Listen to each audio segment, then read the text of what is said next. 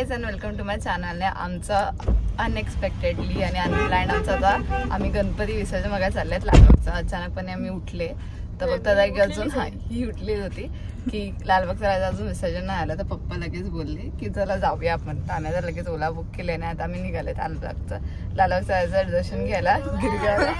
तर कसं असतं रे लालबागचं दर्शनचं कसं असणार लालबागचा राजाचं विसर्जन ते या व्हिडिओ मध्ये बघा. फायनली आम्ही गिरगावला पोहोचलेले आहेत. तर लेट्स सी आम्हाला दर्शन करायला आता सांगितलं आहे की 10:30 11 पर्यंत रात्री विसर्जन होतं. मग आता गर्दी किती असेल काय असेल माहीत नाही. तर जाऊन बघूया. आता मध्ये चालले लालबागच्या राजाचा दर्शन झालेलं मागून हळूहळू पुढे चालले. गर्दी तर आहे. पाण्यात गेलंय पाण्यात तिसऱ्यांदा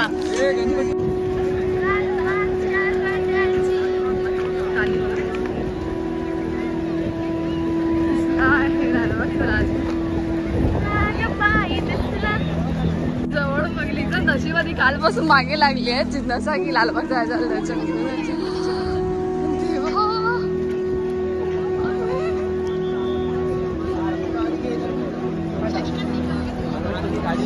फायनली लालबागच्या राजाचं दर्शन झालं. असं वाटलं होतं की यावर्षी सुद्धा दर्शन काय होणार नाही, पण कदाचित राजाच्या मनात काही वेगळंच होतं. काल रात्री कोळ्यांचा राजाचं विसर्जन लेट झालं आणि पाऊस असल्यामुळे खूप आम्ही दमलो.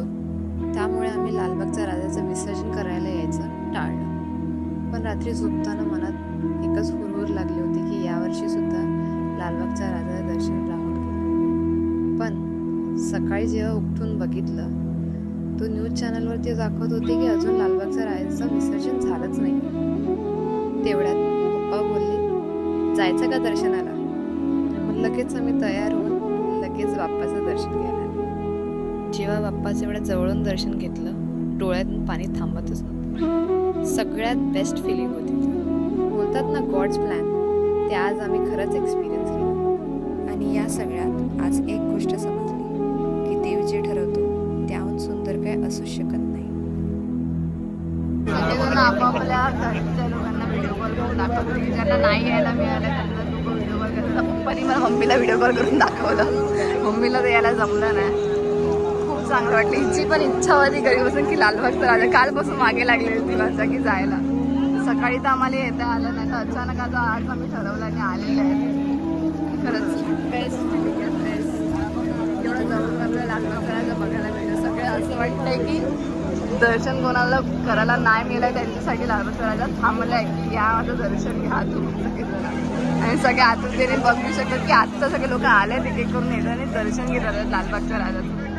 लोकांना पण सगळ्यांना फोन करून बोलवलं आहे. ते लगेच पटकन बाईक बीक काढून आलेले आहेत. कसं वाटतंय कसं वाटतंय हा कसं वाटतंय. पप्पानी बनवलं. पप्पा माहिती काय पप्पा बोलत चला मी ओला बुक करतो तुम्हाला यायचं या नाही तर मी एकटा चालला होतं.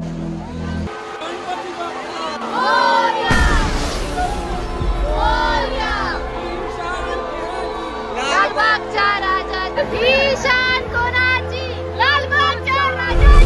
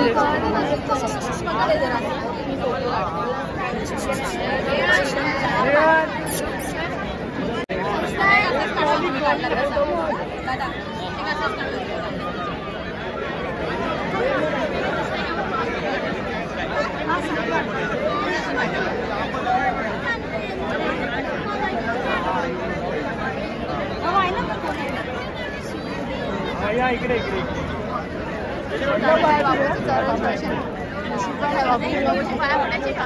चला 8 वाजलेले लोक आता हळूहळू गर्दी वाढते.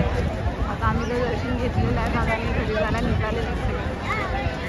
हळूहळू लोकांना असं कळतं की आवाज जायचं तर अजून दर्शन झालं नाही. लोक आपापल्या घरून येतात आणि आपलं दर्शन करून जातात. लालबागच्या राजाने आज सगळ्यांना प्रसन्न केलं. सगळ्यांना येऊन दर्शन घेतलं. म्हणजे आज कोणाचं दर्शन जायला असेल या इथेच आहे. तर आता आमचं दर्शन घेऊन झालेलं आहे. खूप छान सुंदर असं दर्शन झालं आमचं. ऑल थँक्स टू पप्पा.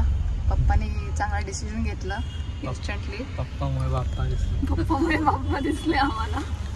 खूप असं म्हणजे आम्ही अक्षरशः 3 तास तिकडेच उभे आहेत. आम्हाला काहीच नाही. आम्ही नीट बघतोय बाप्पाला, दर्शन घेतोय, जेवढं पाहिजे तेवढे फोटोज काढताय, व्हिडिओज काढताय.